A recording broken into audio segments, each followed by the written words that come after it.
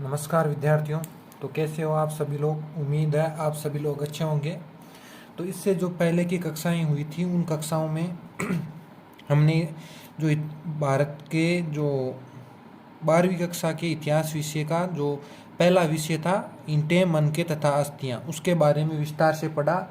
हर एक बिंदु को हमने ध्यानपूर्वक समझा, उसको लिखने का प्रयास किया और उससे संबंधित जितने भी प्रश्न जो एग्जाम में आ सकते थे उनसे संबंधित हमने बातें की। और जब ये पाठ संपूर्ण हो गया था उसके बाद मैंने आप लोगों से कहा था कि मैं इस पाठ से संबंधित जितने भी प्रश्न पिछले एग्जाम्स में आए हैं उन सबको मैं एक एक करके आपको समझाऊंगा और आप उनको क्या करना, लिखने का प्रयास करना। तो देखो आज की कक्षा में लाया हूं मैं आपके लिए 2014 से लेकर 2024 तक जितने भी प्रश्न इस पाठ से बने हुए हैं, चाहे वो वस्तुनिष्ठ हो, अति लघुत्रात्मक हो या निम्नात्मक हो या मानचित्र से बने हुए संबंधित प्रश्न हो, उन सभी प्रश्नों को एक एक करके हम समझेंगे। ठीक है, तो शुरुआत हम करते हैं 2014 से, जिसमें एनसीईआरटी ने जो एग्ज़ाम लिया था राजस्थान बोर्ड में उसको समझते हैं। देखो 2014 वस्तुनिष्ठ प्रश्न और अति लघुत्रात्मक प्रश्न वो क्या है। तो जो आपके सामने जो पहला प्रश्न है वो क्या है, देखो ध्यान से सुनना। जॉन मार्शल ने 1924 में सिंधु घाटी में उत्खनन के संदर्भ में क्या घोषणा की थी। प्रश्न को एक बार फिर से सुनना। जॉन मार्शल ने 1924 में सिंधु घाटी में उत्खनन के संदर्भ में क्या घोषणा की थी। तो आपको याद होगा, मैंने आपको जब ये पाठ पढ़ा रहा था तब आपको समझाया था। जॉन मार्शल ने जब 19वीं सदी में जब लगातार खोजें हो रही थी जिसमें आपको पता है दयाराम साहनी ने हड़प्पा सभ्यता के जो हड़प्पा नामक स्थल है उसकी खोज की थी, फिर राखलदास बनर्जी ने मोहनजोदड़ो की खोज थी। तो जब ये खोजें लगातार हो रही थी तब जॉन मार्शल भारतीय पुरातात्विक सर्वेक्षण के डायरेक्टर थे और उन्होंने 1924 में सिंधु घाटी में जो ये उत्खनन था उसके दौरान पूरे विश्व के समक्ष एक नवीन सभ्यता की घोषणा की। क्या की? एक नवीन सभ्यता की घोषणा की थी। ठीक है, उन दो पुरातत्व स्थलों, अगला प्रश्न है देखो, उन दो पुरातत्व स्थलों का उल्लेख करो जिनके आधार पर पुरातत्वविद यह मानते हैं कि हड़प्पाई समाज में कृषि के लिए जल संचय किया जाता था। क्या करना है, वापिस सवाल को समझो कि देखो दो स्थानों पुरातत्व स्थलों के नाम बताने हैं जिनसे हमें जल संचय के साक्ष्य मिलते हैं, वो भी किसके लिए, कृषि के लिए। तो देखो मैंने जब आपको कृषि के बारे में पढ़ाया था तब मैंने आपको ये बताया था कि जो कृषि से संबंधित जल संचय है कि कृषि करने के लिए आपको जल तो चाहिए होगा सिंचाई के लिए। तो उन्होंने उस समय सिंचाई के लिए क्या किया था, जलाशयों का निर्माण किया था, कुओं का निर्माण किया था और नहरों का निर्माण किया था। ठीक है, तो जो नहरों के निर्माण है सबसे पहले उसके साक्ष्य आपको कहाँ से मिलते हैं। तो मैंने उस वक्त आपको बताया था नहरों के साक्ष्य में कहाँ से मिलते हैं, सुरतगई नामक स्थान से, जो कहाँ पर है, अफगानिस्तान से। ठीक है, और दूसरा जो सवाल स्थान था वो कौन सा था, वो था आपका धोलावीरा। धोलावीरा से हमें किसके साक्ष्य मिलते हैं, जलाशय के साक्ष्य। तो मैं आपको क्या करता हूँ, लिख के समझा देता हूँ एक बार को। लो आपको लिख के समझा देते हैं। देखो यहाँ से जो पहला प्रश्न था उसका जवाब क्या था कि एक नवीन सभ्यता की घोषणा की थी जॉन मार्शल ने। कब? 1924 में जॉन मार्शल ने एक नवीन सभ्यता की घोषणा की थी। और जो दूसरा सवाल क्या था कि जल संचय के साक्ष्य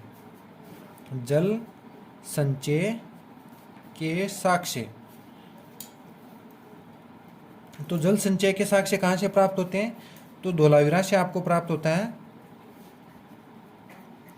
धोलावीरा से आपको प्राप्त होता है जलाशय। धोलावीरा से आपको जलाशय के साक्ष्य प्राप्त होते हैं और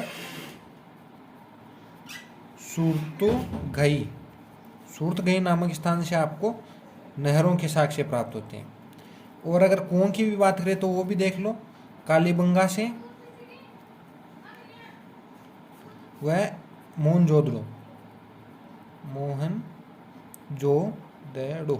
मोहनजोदड़ो से आपको पता है 700 कुएं मिले थे। तो यहाँ से आपको क्या मिलते हैं, कुएं के साक्ष्य भी मिलते हैं।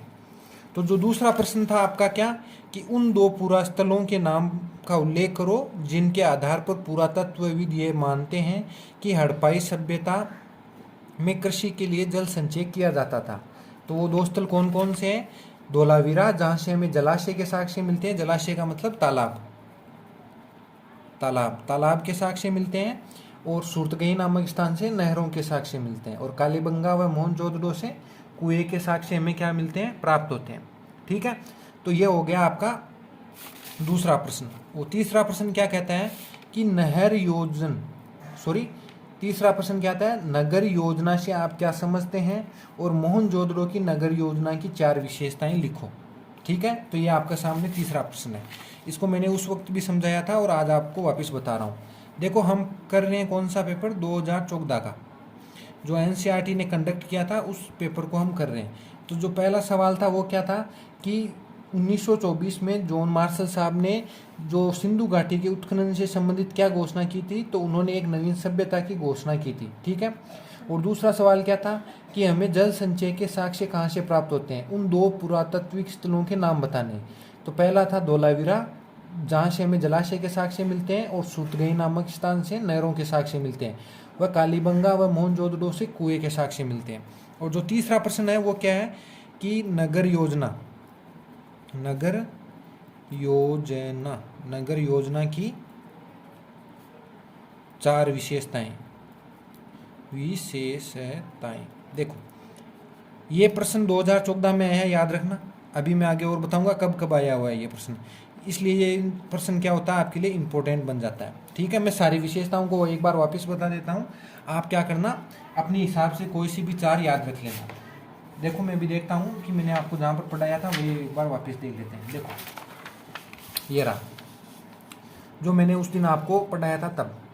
देखो कि मोहनजोदड़ो को नियोजित शहर क्यों कहते हैं, और गृह स्थापत्य के कौन कौन से साक्ष्य में मिले थे, वो कौन कौन से। देखो, तो जो मोहनजोदड़ो नामक शहर है या जो नगर नियोजन है वो मुख्यतः 2 भागों में बंटा हुआ था। कितने भागों में? 2 भागों में। एक तो था पश्चिमी भाग, और एक कौन सा था? पूर्वी भाग। पश्चिमी भाग व पूर्वी भाग। जो पश्चिमी भाग था उसका आकार छोटा था और ऊंचाई पर बना हुआ था, और जो निचला भाग था वो क्या था? ऊंचाई में कम था लेकिन आकार में क्या था? बड़ा हुआ था। निचले भाग में हमें भवनों के साक्ष्य मिलते हैं जिसे हम निचला शहर कहते हैं, और जो पश्चिमी भाग में ऊंचाई पर बना हुआ है उसको हम क्या कहते हैं? दुर्ग किला कहते हैं। क्या कहते हैं उसे? हम दुर्ग या किला कहते हैं। ठीक है, उसके बाद देखो जो मोहनजोदड़ो की विशेषताएं हैं वो कौन कौन सी है। मोहनजोदड़ो की विशेषताओं में हम क्या देखते हैं कि जो पूरा का पूरा शहर है, ये तो हमने किसकी ले ली, एक बार रुको, थोड़ा सा ढूंढता हूँ।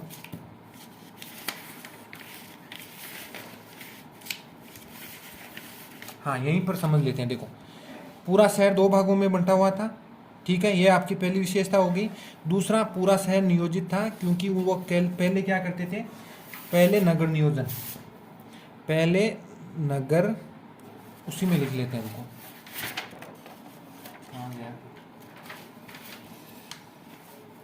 चलो इसमें लिख लेते हैं। हाँ, तो हम क्या कर रहे हैं, जो नगर योजना है, नगर योजना की विशेषताओं को समझ रहे हैं, विशेषताओं को। ठीक है, तो पहली विशेषताएं क्या थी? पूरा शहर नियोजित रूप से बसाया गया था। ठीक है, पूरे शहर, या ऐसे कह सकते हैं कि शहर की सड़कें एक दूसरे को समकोण पर काटती थी। कि जो पूरा शहर है वो क्या, एक तो नियोजित रूप से बसाया गया है, और दूसरा शहर की सड़कें एक दूसरे को समकोण पर काटती है, जिसे हम ग्रिड जिसे हम ग्रिड या चेम्सफोर्ड पद्धति कहते हैं। ठीक है, तीसरी विशेषता क्या थी? नालियों का निर्माण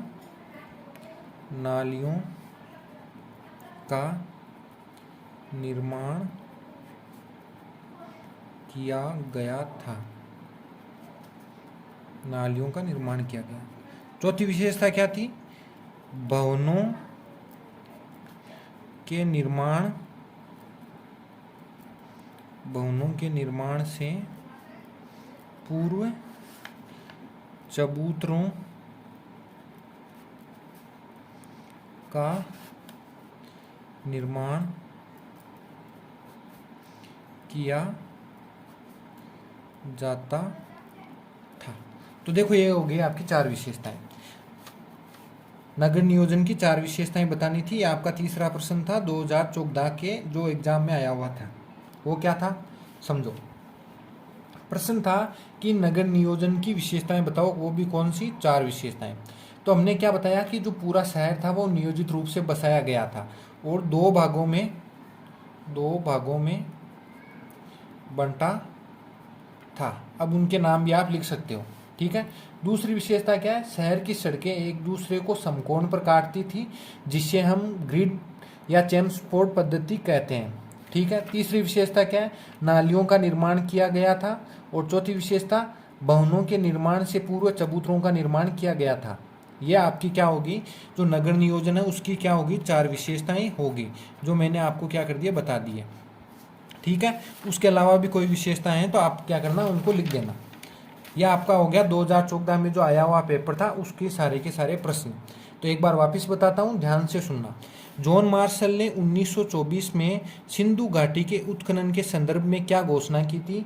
तो उन्होंने एक नवीन सभ्यता की घोषणा की थी। ठीक है, नवीन सभ्यता की खोज की घोषणा की थी।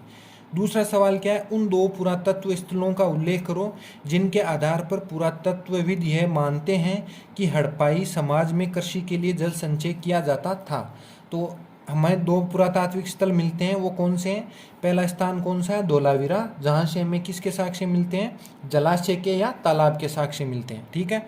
और जो दूसरा स्थान है वो कौन सा है? सुर्तगई नामक स्थान है, जो कि अफगानिस्तान से है। अफगानिस्तान में जहाँ से हमें किसके साक्ष्य मिलते हैं? नहरों के साक्ष्य मिलते हैं। और तीसरा मोहनजोदड़ो, जहाँ से हमें कुओं के साक्ष्य मिलते हैं। ठीक है। और तीसरा सवाल क्या है? नगर योजना के बारे में आप क्या समझते हैं? और मोहनजोदड़ो नगर योजना की 4 विशेषताएं लिखो। तो पहले हम नगर योजना को समझाते हैं। तो नगर योजना का मतलब क्या होता है कि शहर को बसाने से पूर्व ये निर्धारित किया जाता है कि किस स्थान पर हम भवनों का निर्माण करेंगे, किस स्थान पर सार्वजनिक स्थानों का निर्माण करेंगे और किस स्थान पर हम नालियों का निर्माण करेंगे। ये सारी की सारी योजना पूर्व निर्धारित की जाती है, तो हम उसे नगर योजना कहते हैं।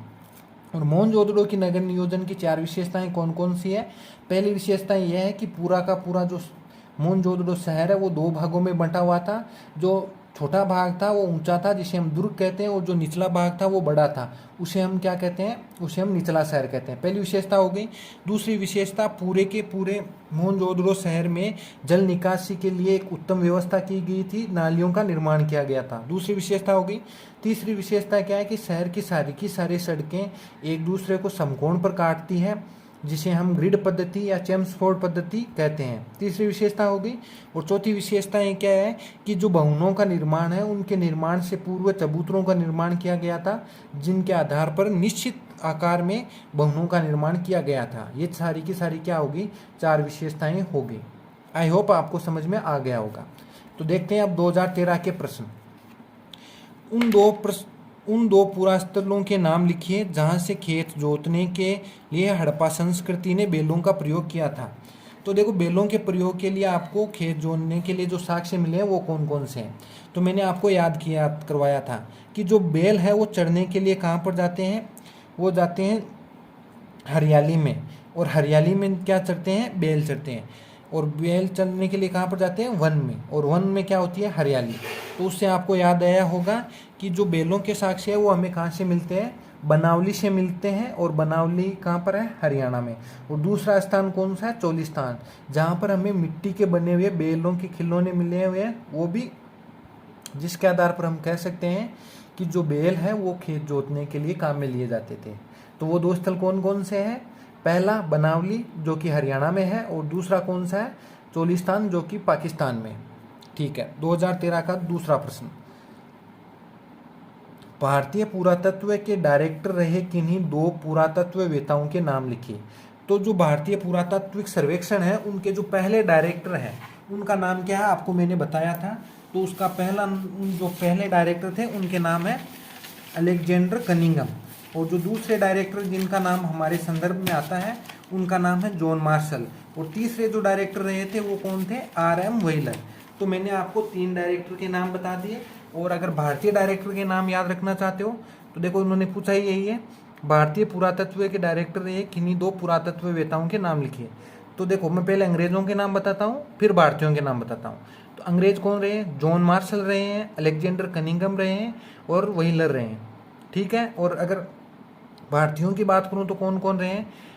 DR साहनी, जिसे हम दयाराम साहनी भी कहते हैं, और राखलदास बनर्जी भी रहे हैं। ठीक है, अगला सवाल, मोहनजोदड़ो के गृह स्थापत्य की वर्तमान संदर्भ में प्रासंगिकता सिद्ध कीजिए। इसका मतलब क्या है कि जो मोहनजोदड़ो है उसमें जो गृह स्थापत्य है उसकी विशेषताएं हमें क्या करनी है? बतानी है, और उसकी ये भी बतानी है कि आज के समय में वो कितने प्रासंगिक है। क्या उनका जो मकान हमें मिले हैं या जो भवन मिले हैं वो क्या आज के ज़माने में भी वैसे ही हैं? तो इसको समझाने के लिए मैं जो आपको पहले समझाया था उसी से समझाने का प्रयास करता हूँ। देखो ये हमारे पास रहा गृह स्थापत्य की। ठीक है, ये मैंने कीवर्ड लिख रखे हैं, इन कीवर्ड के माध्यम से आप समझने का प्रयास करना। ठीक है, देखो ये आपका क्या है? पूरा का पूरा घर बनाया हुआ है मैंने। तो घर बनाने के लिए सबसे पहले ये देखो कि घर का जो मुख्य दरवाजा है वो कहाँ पर खुलता है? रास्ता गली में खुलता है। ये आपकी पहली विशेषता होगी कि जो मोहनजोदड़ो के घर हैं उनके जो मुख्य द्वार है वो कहाँ पर खुलते हैं? कि वो मुख्य मार्ग पर ना खुलकर कहाँ पर खुलते हैं? वो खुलते हैं गली में। पहली विशेषता होगी। दूसरी विशेषता, घर के जो मुख्य है वो आंगन होता है, आंगन के चारों तरफ कमरे बने हुए होते हैं, और आंगन में वो क्या करते हैं? खाना बनाते हैं या कताई करते हैं। ठीक है, उसके बाद क्या है? घर मुख्यतः सेकंड फ्लोर पे हुआ करता था, तो वहाँ पर चढ़ने के लिए सीढ़ियाँ भी बनी हुई होती हैं।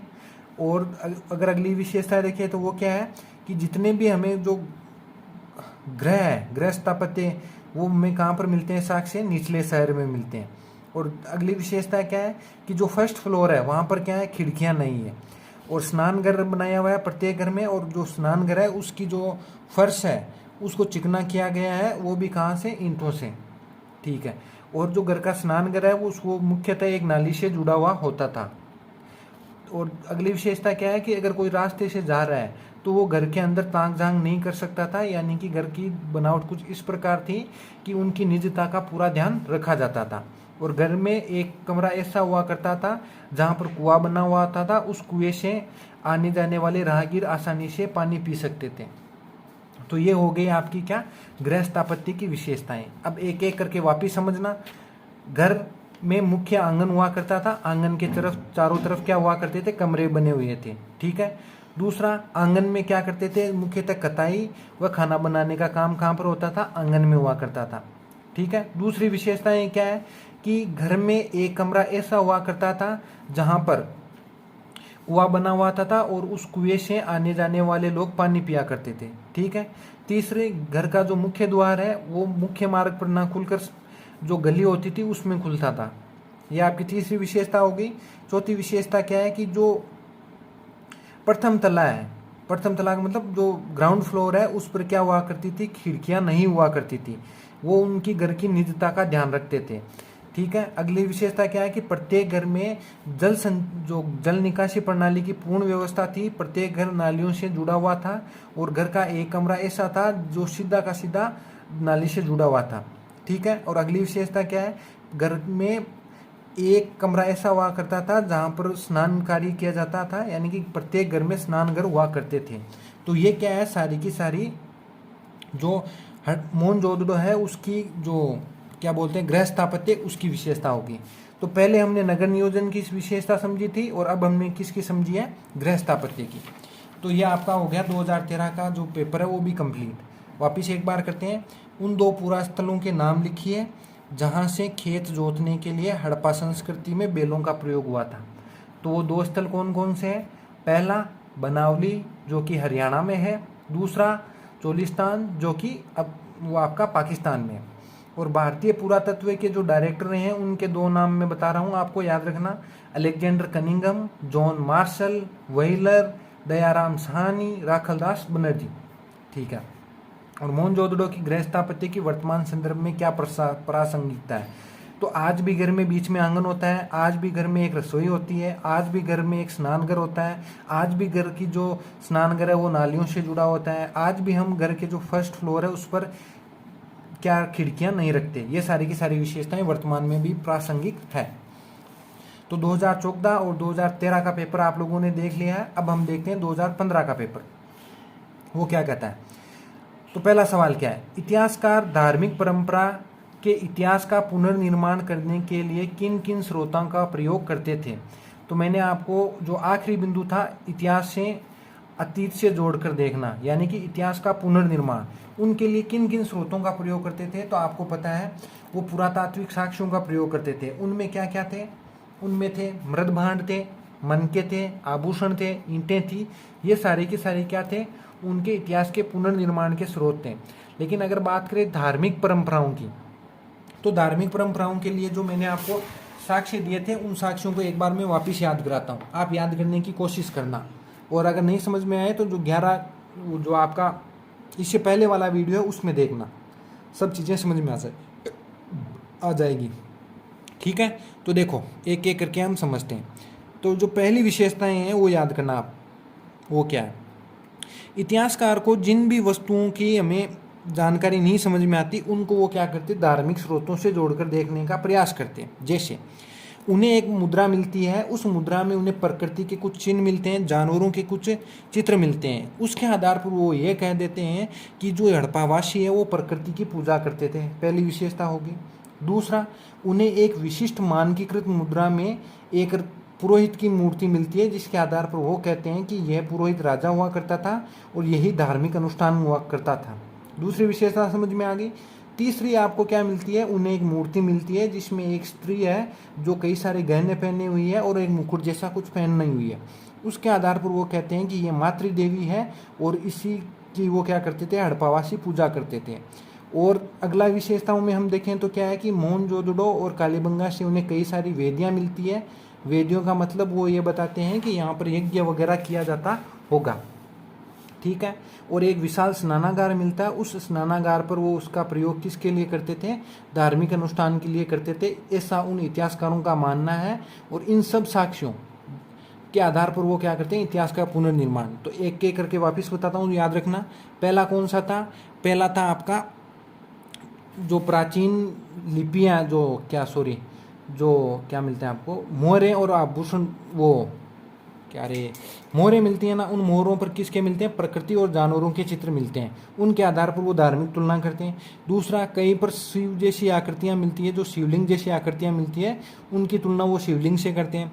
तथा एक मुद्रा ऐसी मिलती है जिसमें एक योगी ध्यान की मुद्रा में बैठा हुआ, उसके चारों तरफ जानवर है, उसकी तुलना वो आद्य शिव से करते हैं।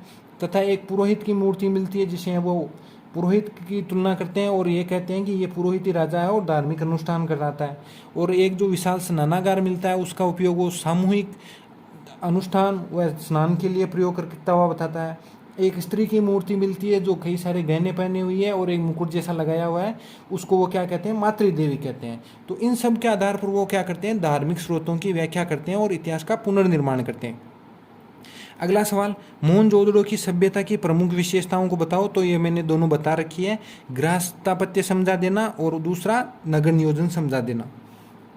अगला सवाल, 1800 ईसा पूर्व तक हड़प्पाई सभ्यता का अंत किन कारणों से हुआ? तो जो मुख्य कारण कौन कौन से थे वो मैं बताऊं तो आपको क्या है, कुछ इतिहासकार मानते हैं कि उन्होंने भूमि का अत्यधिक उपयोग कर लिया था, इसलिए भूमि का उपजाऊपन खत्म हो गया और वो उन भूमि का उपयोग कर नहीं पाए, इसलिए उन्होंने वहाँ से पलायन कर लिया। दूसरा कारण वो मानते हैं कि बाढ़ के कारण शायद ये बस्तियाँ नष्ट हो चुकी होगी। तीसरा कारण जलवायु परिवर्तन मानते हैं और चौथा कारण क्या मानते हैं? नदियों का अपना रास्ता बदलना। ये 4 कारण मुख्यतः हैं। कौन कौन से? नदियों का रास्ता बदलना, बाढ़ का आना, जलवायु का परिवर्तन होना, भूमि का उपजाऊपन खत्म होना। ठीक है, ये 4 कारण हड़प्पाई सभ्यता के अंत के कारण मानते हैं। तो देखो हमने 2014, 2013 और 2015 के जो प्रश्न थे उनको समझ लिया। तो आज के लिए हम इतना ही रखते हैं, बाकी सब हम कल समझेंगे। इन प्रश्नों को लिखने का प्रयास करना। उम्मीद है सारी चीज़ें आप आसानी से हल कर पाओगे। अगर नहीं होती है तो मुझे बताना। तब तक के लिए धन्यवाद। अपना और अपनों का ख्याल रखना। जय हिंद, जय भारत।